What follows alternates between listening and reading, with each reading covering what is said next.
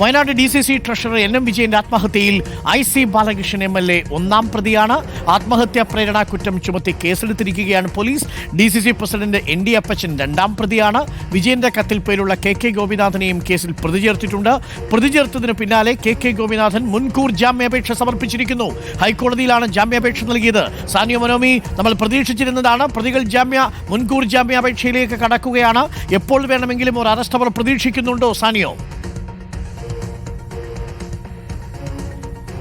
അതുതന്നെയാണ് പ്രതീക്ഷിക്കുന്നത്. അതായത് മുൻകൂർ ജാമ്യാപേക്ഷ ഇപ്പോൾ നൽകിയിരിക്കുന്നത് മുൻ ട്രഷറർ ആയിരുന്ന KK ഗോപിനാഥനാണ്. അദ്ദേഹം ഹൈക്കോടതിയിലാണ് മുൻകൂർ ജാമ്യാപേക്ഷ സമർപ്പിച്ചിരിക്കുന്നത്. അദ്ദേഹത്തിന്റെ ഫോൺ ഇപ്പോൾ സ്വിച്ച് ഓഫ് ആണ്. നമ്മൾ വിളിക്കാൻ ശ്രമിക്കുന്നുണ്ട്, പക്ഷേ കിട്ടുന്നില്ല.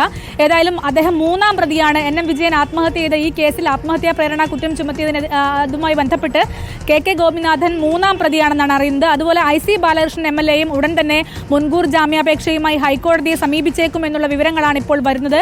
പക്ഷേ സമീപിച്ചോ ഇല്ലയോ എന്നുള്ള കാര്യത്തിൽ ഒരു വ്യക്തത വന്നിട്ടില്ല. എന്നാൽ KK ഗോപിനാഥൻ ഇപ്പോൾ സമീപിച്ചിരിക്കുന്നു. അതിൻ്റെ ഉടൻ തന്നെ അതിനൊരു തീർപ്പ് ഹൈക്കോടതി കൽപ്പിക്കുമെന്നാണ് നമ്മൾ മനസ്സിലാക്കുന്നത്. ഏതായാലും കോൺഗ്രസ് പ്രതിരോധത്തിലായിരിക്കുന്നു എന്നുള്ളതിന് ഏറ്റവും വലിയ തെളിവാണ് മുൻകൂർ ജാമ്യാപേക്ഷയുമായി നേതാക്കൾ രംഗത്തെത്തുന്നത് എന്നുള്ളത്.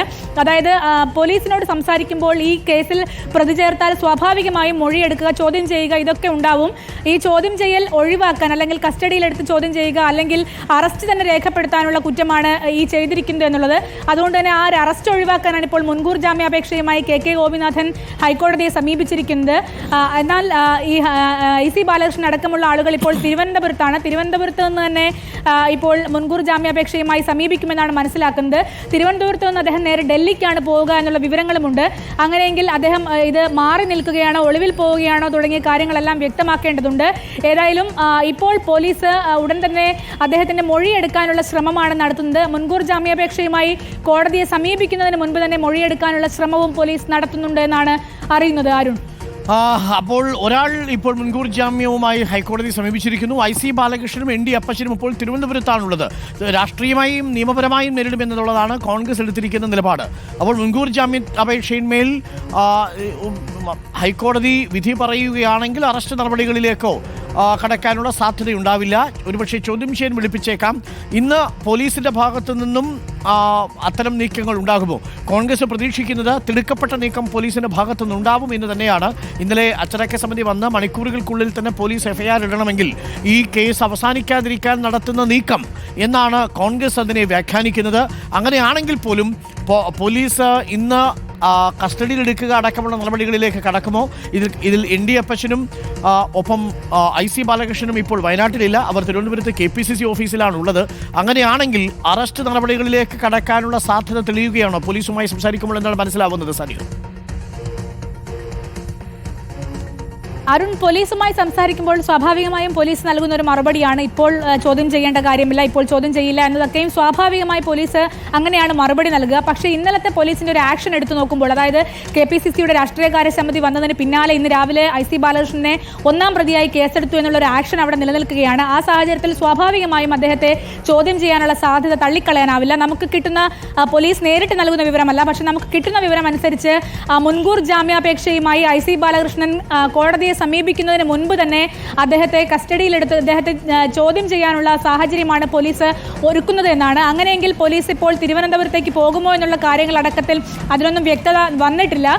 പക്ഷേ പോലീസ് തിരുവനന്തപുരത്ത് എത്താനുള്ള സാധ്യത തള്ളിക്കളയാനാവില്ല. സംസാരിക്കുമ്പോൾ DYSP അടക്കമുള്ള ആളുകൾ ഇപ്പോൾ അതിനുള്ള സാഹചര്യമില്ല, ചോദ്യം ചെയ്യേണ്ടതില്ല എന്ന് പറയുന്നുണ്ടെങ്കിലും മറ്റ് കേന്ദ്രങ്ങളിൽ നിന്ന് കിട്ടുന്ന വിവരമനുസരിച്ച് ഉടൻ തന്നെ IC ബാലകൃഷ്ണന്റെ മൊഴിയെടുക്കും, ചോദ്യം ചെയ്യും. അദ്ദേഹത്തിന് ഈ മുൻകൂർ ജാമ്യാപേക്ഷയുമായി കോടതിയെ സമീപിക്കാനുള്ള സമയം കൊടുക്കില്ല എന്നാണ് നമ്മൾ മനസ്സിലാക്കുന്നത്. അരുൺ, അതായത് മുൻകൂർ ജാമ്യാപേക്ഷയുമായി ഹൈക്കോടതിയെ സമീപിച്ചാൽ ഒരുപക്ഷെ ജാമ്യം കിട്ടുകയാണെങ്കിൽ പോലീസിന്റെ നീക്കങ്ങളെല്ലാം വിഫലമാകും. ഇവരെ കസ്റ്റഡിയിലെടുക്കാതെ ഈ കേസ് മുന്നോട്ട് രാഷ്ട്രീയമായി കൊണ്ടുപോകാൻ മറുഭാഗത്തിനും കഴിയില്ല.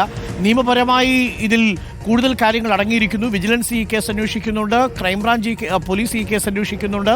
അപ്പോൾ ഈ രണ്ട് അന്വേഷണങ്ങളിലും കൂടുതൽ തെളിവുകൾ വരണം. ഇപ്പോൾ വന്നിരിക്കുന്ന സാക്ഷിമൊഴികൾ, ഇപ്പോൾ ഏറ്റവും ഒടുവിൽ TR ബാലകൃഷ്ണൻ്റെതായി വന്നിരിക്കുന്ന മൊഴിയുണ്ട്, അതേപോലെ പത്രോസിൻ്റെ മൊഴിയുണ്ട്, ഇതുമായി ബന്ധപ്പെട്ട് ചാക്കോയുടെ കേസുണ്ട്. അങ്ങനെ ഒരുപാട് കേസുകളുമായി ബന്ധപ്പെട്ട വിഷയമായതുകൊണ്ട് പോലീസ് കസ്റ്റഡിയിലൊക്കെ ആവശ്യപ്പെടേണ്ട സാഹചര്യമുണ്ടെങ്കിൽ മുൻകൂർ ജാമ്യം കിട്ടുന്ന സാഹചര്യത്തിൽ അതൊന്നും നടക്കാതെ വരും. അതുകൊണ്ട് തന്നെ മുൻകൂർ ജാമ്യാപേക്ഷയുമായി പോകുന്നതിന് മുമ്പൊരു നീക്കം നമ്മൾ പ്രതീക്ഷിക്കുന്നുണ്ട്.